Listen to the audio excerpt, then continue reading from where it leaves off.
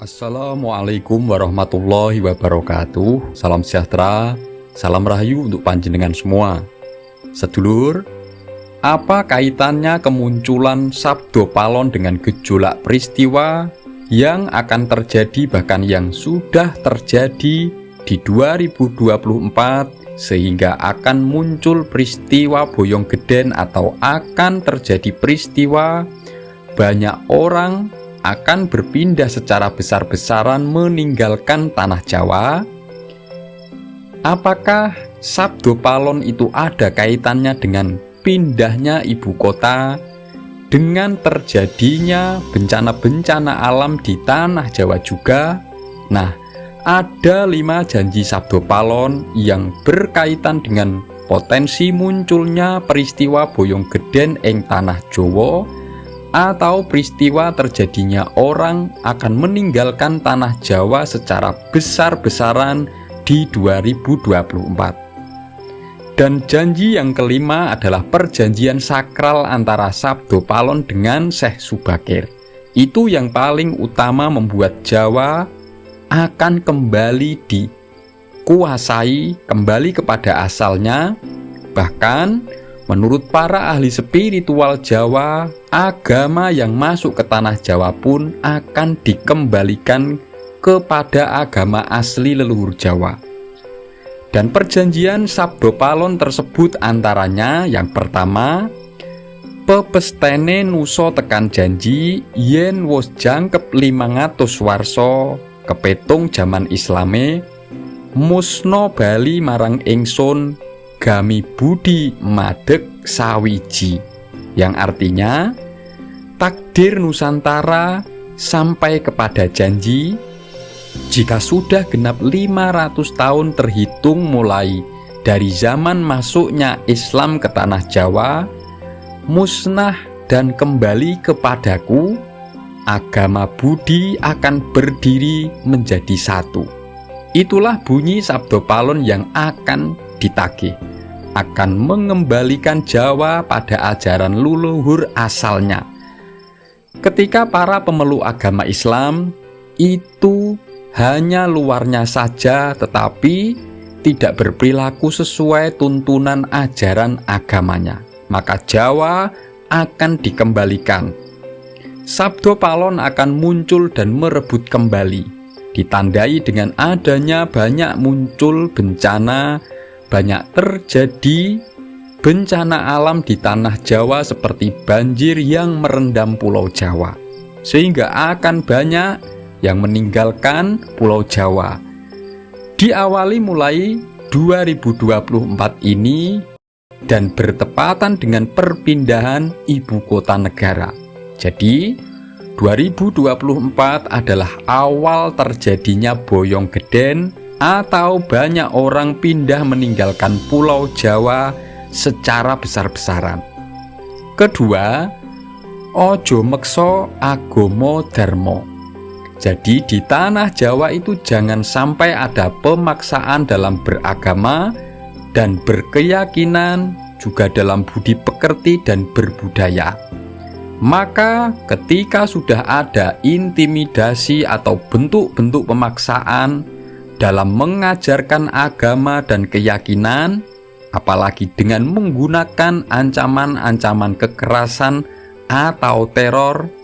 Selain itu pun ada pemaksaan dalam berbudaya, dalam beribadah, pemaksaan dalam keilmuan atau faham keagamaan, bahkan pemaksaan dalam berpakaian dan berbudaya.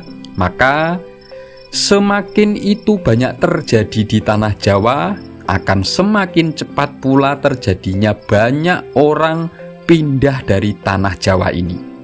Ketiga, ojo ndadekke wong Jawa dadi wong Arab utawa Parsi.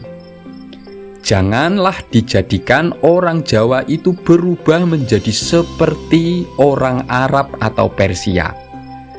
Jangan sampai ada yang berusaha di tanah Jawa ini, orang Jawa itu berubah menjadi ke-Arab-Araban, andaikan agamanya sama seperti orang Arab, maka janganlah berubah atau jangan merubah orang Jawa menjadi seperti orang Arab.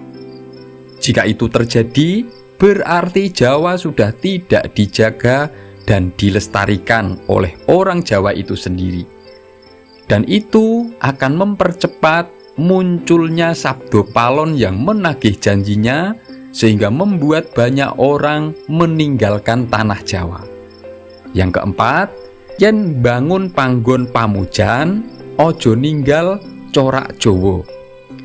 Ketika membangun tempat ibadah seperti masjid dan lain-lain itu, janganlah menghilangkan ciri khas bentuk bangunan adat Jawa. Misalnya, dalam Islamnya itu luar bangunannya harus Jawani atau berunsur Jawa. Jika dalamnya itu Islam, maka bentuk luarnya itu berunsur Jawa. Itu seperti yang sudah dicontohkan oleh para wali. Masjid Demak yang didirikan oleh Kanjeng Sunan Kalijaga, juga Masjid Menara Kudus yang didirikan oleh Kanjeng Sunan Kudus dan lain-lain. Dan ketika itu dilanggar, maka Sabdo Palon akan menagih janjinya. Yang kelima, Arab digarap, Jowo digowo. Agama dari tanah Arab itu boleh disebarkan dan diajarkan di tanah Jawa, tetapi syaratnya ajaran luhur Jawa, entah itu adat istiadat dan ajaran luhur budi pekertinya, itu juga harus tetap dilestarikan atau turut dibawa. Maka ketika di tanah Jawa itu orangnya justru sudah lali Jowone atau lupa dengan keluhuran Jawa itu sendiri dan malah ikut dengan budaya bangsa lain, apalagi malah berani merendahkan dan menghina keluhuran Jawa itu sendiri, maka itu akan memicu terjadinya gejolak alam di tanah Jawa yang membuat banyak orang harus meninggalkan bumi Jawa. Jadi semakin banyak orang yang ingin mengajarkan agama atau mengamalkan ajaran agama dari Arab tetapi tidak turut melestarikan keluhuran adat dan budaya Jawa juga kelestarian alamnya, maka itu akan mempercepat terjadinya banyak orang pindah dari tanah Jawa. Ini adalah perjanjian awal antara Sabdo Palon dengan Syekh Subakir yang sudah menumbali tanah Jawa ini untuk penyebaran agama Islam di Jawa, yang itu tidak boleh dilupakan dan dilanggar. Sepiro adohe lungamu, sepiro dhuwure derajat lan pangkatmu, ojo lali marang asalmu.